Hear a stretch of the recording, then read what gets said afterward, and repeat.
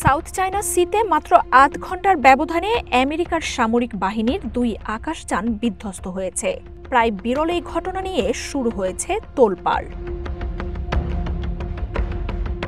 CNN জানিয়েছে, রবিবার south China সিতে আমেরিকার নৌবাহিনীর একটি হেলিকপ্টার বিধ্বস্ত হয়। এর কিছুক্ষণের মধ্যেই একই অঞ্চলে নৌবাহিনীর আরেকটি যুদ্ধবিমানও ধ্বংস হয়ে যায়। তবে এসব ঘটনায় হতাহতের খবর পাওয়া যায়নি। নৌবাহিনী বলছে, সাউথ চায়না সিতে ভিন্ন ২ রুটিন অপারেশনে সামরিক আকাশযান দুটি বিধ্বস্ত হয়। অঞ্চলটিতে মোতায়েন থাকা বিমানবাহী রণতরী ইউএসএস নিমিৎজের MH সিহক হেলিকপ্টারটি স্থানীয় সময় ২টা ৪৫-এর দিকে রুটিন সার্চ অপারেশনে যায়। এরপরই সেটি দুর্ঘটনার শিকার হয়। এর ৩০ মিনিট পর ছেড়ে যাওয়া FA-18F সুপার হর্নেট ফাইটার জেটটিও একইভাবে বিধ্বস্ত হয়। নৌবাহিনীর প্যাসিফিক ফ্লিট জানিয়েছে, হেলিকপ্টার ও যুদ্ধবিমানের সব ক্রুকে উদ্ধার করা হয়েছে।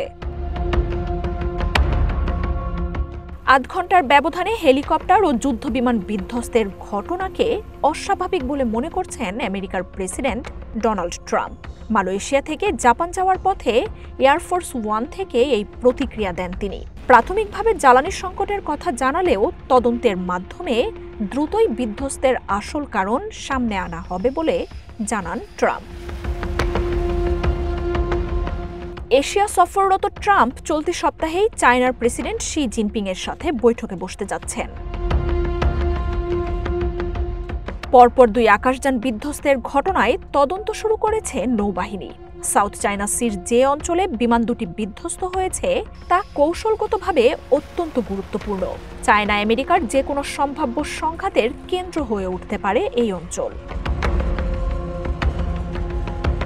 সাউথ চায়না সির নিয়ন্ত্রণ নিয়ে চায়না ও এশিয়ার বেশ কয়েকটি দেশের তীব্র বিরোধ রয়েছে। একাধিক দেশ গুরুত্বপূর্ণ এই সমুদ্রপথটিতে নিজেদের মালিকানা দাবি করে। তবে সবচেয়ে গুরুত্বপূর্ণ ও কৌশলগত অঞ্চলটিই রয়েছে বেইজিংয়ের নিয়ন্ত্রণে। সাউথ চায়না সির নিয়ন্ত্রণ ধরে রাখতে শি জিনপিংয়ের সরকারের ব্যাপক সামরিক উপস্থিতি রয়েছে এতে। একইভাবে প্রভাব ধরে রাখার চেষ্টায় মরিয়া আমেরিকাও অঞ্চলটিতে বিমানবাহী রণতরী সহ যুদ্ধজাহাজ মোতায়েন রেখেছে। সাউথ চায়না সির নিয়ন্ত্রণ ঘিরে বেইজিং ওয়াশিংটন উত্তেজনা দিন দিন বাড়ছে।